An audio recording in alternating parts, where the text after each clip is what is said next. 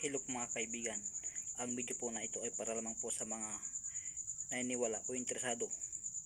Ito po ang lihim na pangalan ng Diyos sa libro ng STM o Kabanal-banalan sa Tatlo.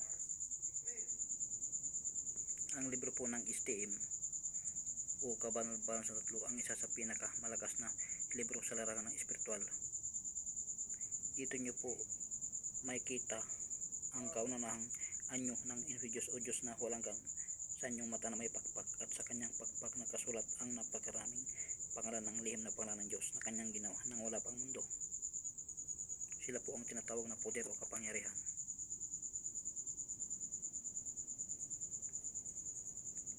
Dito nyo rin mabasa ang kumbate espiritual ng tatlong personas at ng Diyos o Diyos na wala hanggan mula simula hanggang sa kanilang pagtatapos, at sa sila'y magkasundo at umakyat sa ikapitong susun ng langit. Salamat po.